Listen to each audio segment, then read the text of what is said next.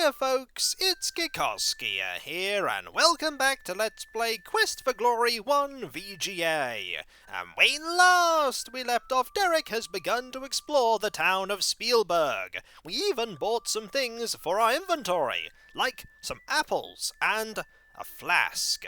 Both of these will clearly be very useful in our adventures. The apples maybe not so much, but the flask, there are many things we can do with a flask. Let us now head this way and go to the next screen. Here we have some buildings. We have here a bakery shop, a butcher shop.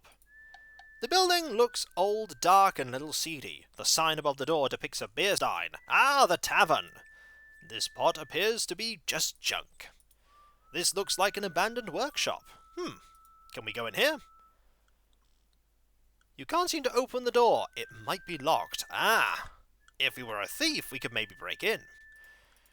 And this says, the shop appears to be closed, though there are some dried up cupcakes in the window. There's a sign on the door which says, Gone Fishing. And this says, Gone Fishing. Let's see if we can get into that workshop. Probably not. Looks like nobody's been in that for a while. The door has been barred and nailed shut. The workshop has long since been abandoned. You can't seem to open the door. It might be locked. Yeah, if we had the ability to open locks, and it gets to night, we could totally do stuff with this. Probably. This grubby place must be an alley. It feels strange here, colder than the rest of town. There are some barrels discarded here. A beggar holds out a bowl towards you. Alms? Alms for the poor? A thin man with very patched clothing holds out an empty bowl. It's the standard beggar's bowl every beggar is issued when he graduates from an accredited beggar's school. Fair enough. The barrels are empty and smell of sour beer. Blech. The walls seem pretty normal, but there are some curious marks on the north end of the buildings. An early model of a hot dog stand, or could it be a hamburger stand? The barrels are empty. One smells of sour beer, another barrel reeks of troll sweat. I hope that's a type of beer.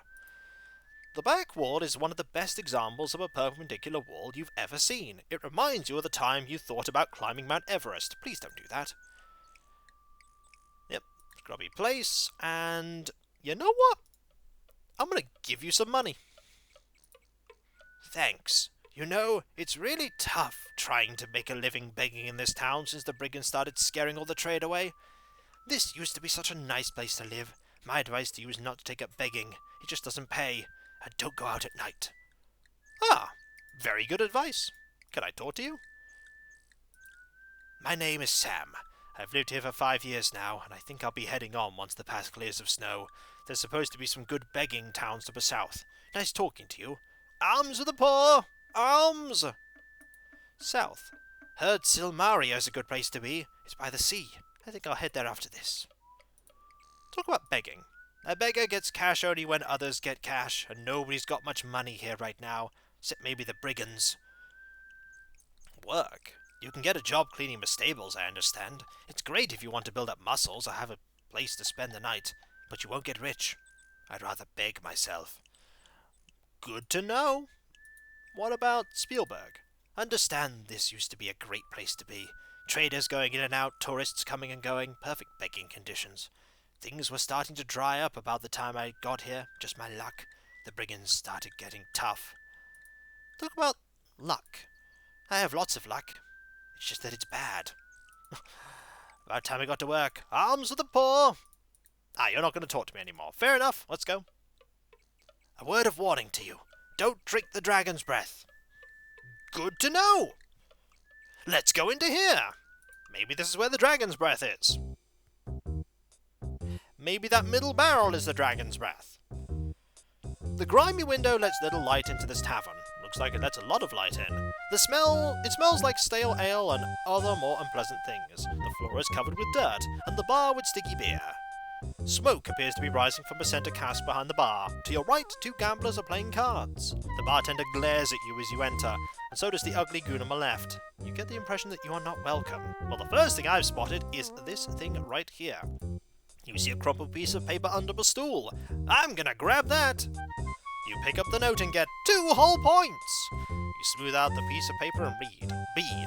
He's starting to get suspicious. Hold off on our meetings for a bit, but I'll keep you posted by these notes. B. Butcher and baker?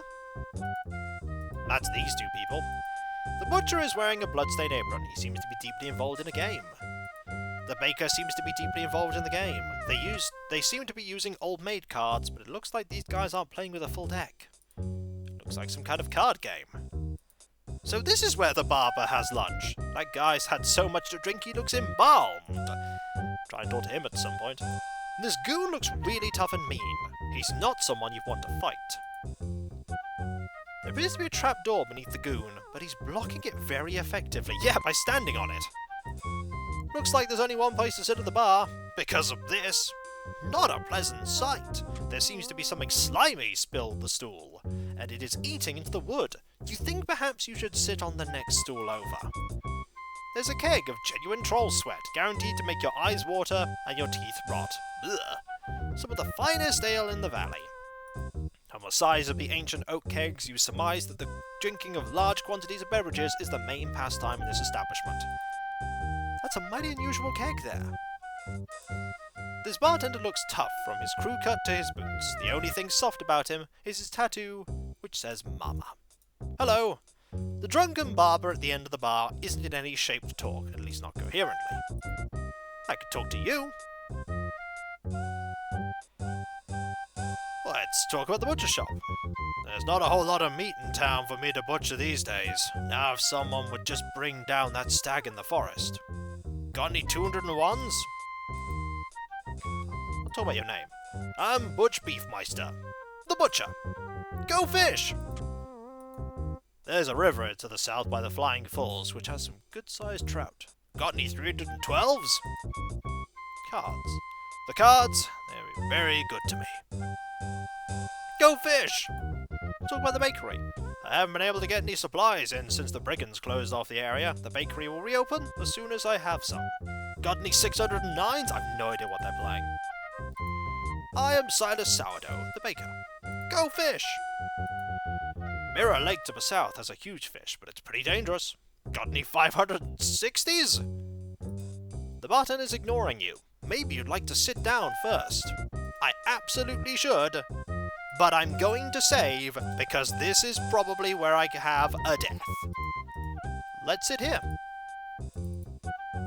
Yeah, that won't be possible. We can sit on this chair, though. This chair will be fine. Hello. What do you want? I'd like to chat. What's your name? This is a bar. I serve drinks. You want a drink? Order one. You want answers to stupid questions? Get out. Okay. Town? What do you think I am, a guide dog or something? The owner of the bar? We'll talk about Crusher. He doesn't like his personal affairs discussed. My advice is not to do anything that'll get him upset. Fair enough. Tavern. This is the Aces and Eights Tavern, stranger. Okay, what drinks do you have? Ale, 1 silver. Troll Sweat, 5 silver. Dragon's Breath, 25 silver. Take your pick. Let's hear about them. Good for what ails ya. What about Troll Sweat? It'll go down real smooth. What about Dragon's Breath? It's the house specialty. Well, obviously I need to get the house specialty. If you want a mug of Dragon's Breath, house rules say it'll have to be cash up front. You cough up the cash. Thanks, buddy. Hey, Crusher! Our friend here wants Dragon's Breath. This'll surely be fine. I mean, the beggar told us not to get it, but it'll be good. Oh. Oh, that skull there.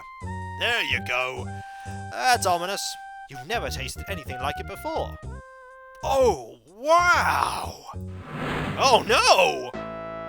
Talk about a fiery brew. Maybe you really shouldn't have tried the Dragon's Breath.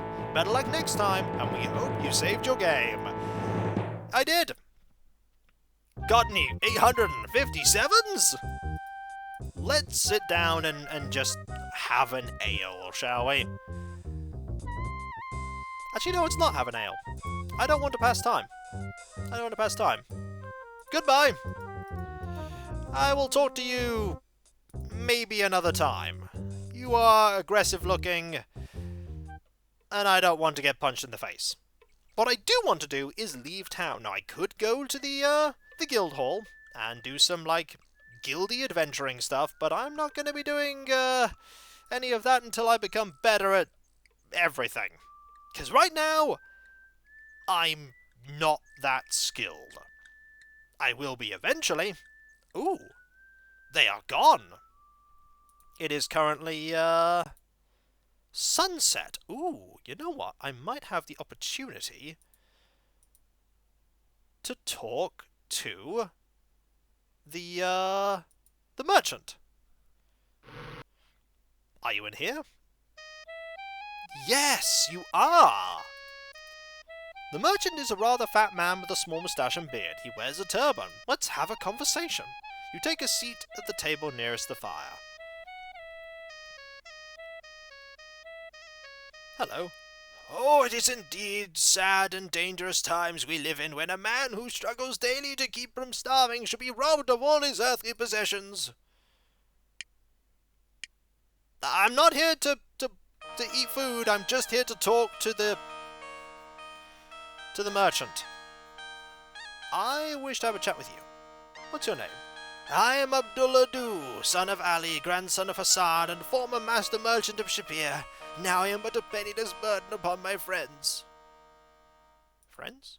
Even though they too lost a fortune when the brigands stole from me, Shamin and Shima are caring for this frail shadow of a great man. Shima.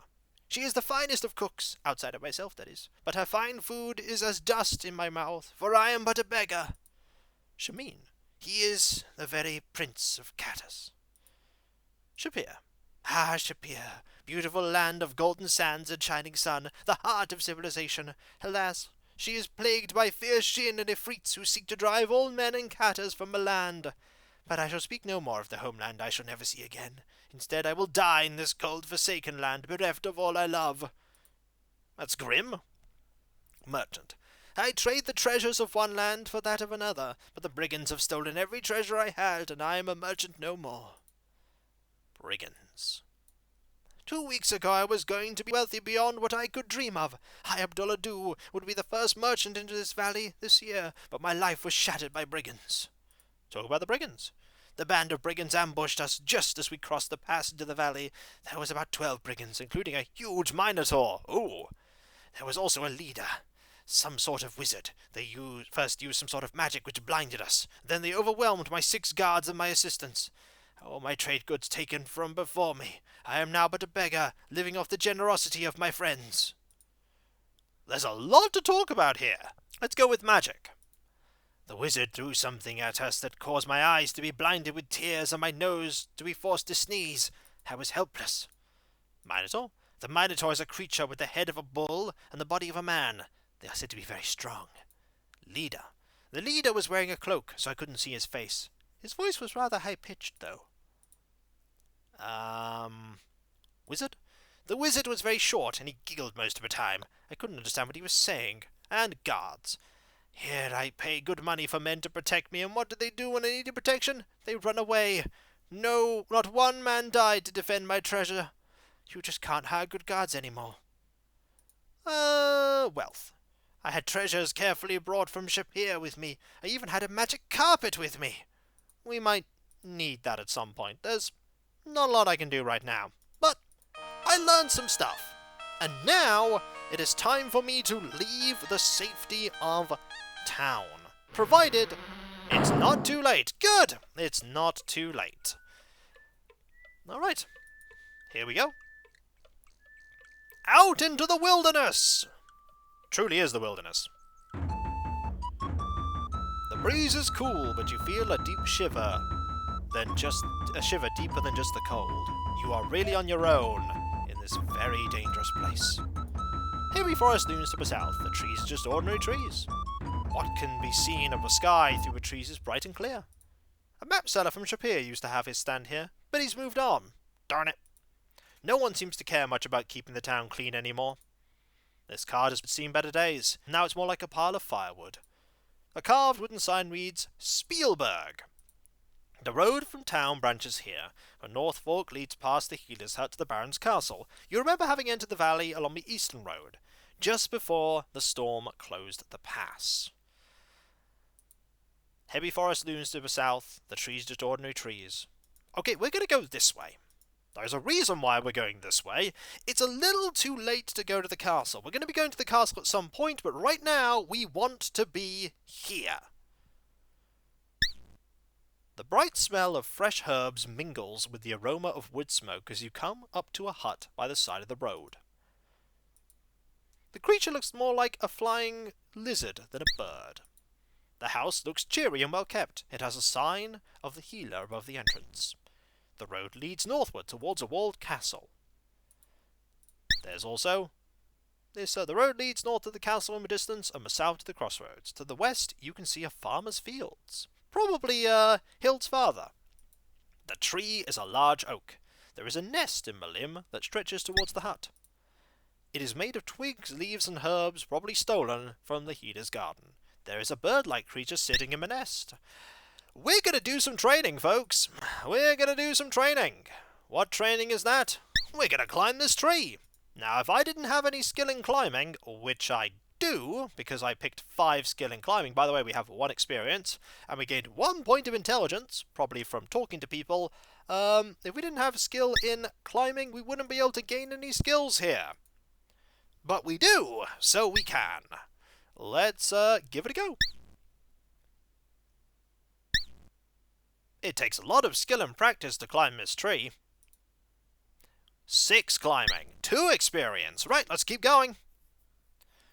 It takes a lot of skill, and that's exactly what we're going to be doing. Gaining skill by practicing. A lot. Also, this will not just increase our climbing. If we click here, it's also improving our agility, and our climbing is already 13. As we get closer to the threshold of the, skill maximum that this tree is, we gain skill more easily. When we're far away from it, it takes a lot longer. So we're just going to keep climbing. And climbing. And climbing. Getting better at this climbing, Malark. Look at us go! Derek, engaging in heroic daring-do. There is no heroic daring-do here, but there is a lot of climbing. Luck is actually improving as well. We have climbing of 22 now, and we're gaining experience. Clearly, this is working. Now imagine if you'd have made a character and you didn't put points in climbing and then you tried to climb. That's what the instruction booklet's for. It's very important that you read the... Oh! We're up the tree! And off you go! The nest sits on the branch. In the nest is an object which appears to be a ring glinting in the sunlight. We want that. Careful. Carefully does it, Derek. Don't fall. No! Try again, etc. That's what happens sometimes when you go on a limb. Oh, the game being silly. Also, stamina is going down quite a bit. So, we need to watch out, because that went badly for us. But we did manage to climb the tree. So let's try again. Come on, Derek. Second time's the charm. You can do it. You can do it. You did it. I didn't specify what you were trying to do. Remember what happened to Humpty Dumpty? Oh, can we die doing this? Maybe is the answer. We are totally going to see if that can happen. Here we go. Come on. Do it again. We can get to it, Derek. We can get the thing. Heroism! You carefully bend down and reach into the nest. In the nest, you find a gold ring. You take the ring and move carefully back along the limb. Yay! We did it! Made it. Now back down the tree. We actually managed it. We didn't fall. Our skill is 32. We want more skill. Let's climb this tree. And climb back down. I don't know how much we can gain from this. If we climb up and down, it goes up to 34. So we're still getting increases. We're still getting better. Hooray! We actually achieved a thing. We have 21 points out of 500. That is a lot of points we can potentially earn. We're not going to be able to get all of them, I imagine, because some of them will be locked behind skills we don't have. Or maybe there's far more than 500 points you can get, and it would be possible to get 500 by having just the fighter's skill set and the ability to climb, which I might add is now at 35. Our agility has improved to 25, which is very handy. Now, there is a maximum to these skills in this game. It is 100. You can't go over 100. In the sequel, you can get more. And that's good. Although I don't know if there's opportunities to train everything in every game. I'll tell you what we can do, though. Keep climbing a tree. Epic heroism here! How is our skill now? It is 37. We're nearly at 40. I think 40 is the threshold for the tree. There are other places that we can learn to climb. This is just the easiest thing. It's also the least dangerous thing. You're so exhausted that everything you do hurts. Better get some rest. Oh. I think we're hurting ourselves now by doing this. Let's have a look. Yep, we have one stamina. And we should probably rest then. And so, when we come back, folks, we've managed to retrieve a ring. And we'll pop into the shop here, see what the healer can offer us, and eventually we'll go into that castle. The night is still young. Ooh, it is getting late. It is most certainly getting late. And so, I'll catch you next time, folks, for more daring do is to be done, and more climbing trees, or other things. There are many things we could climb. And so, I'll catch you next time, folks, and I'll see you then. Later.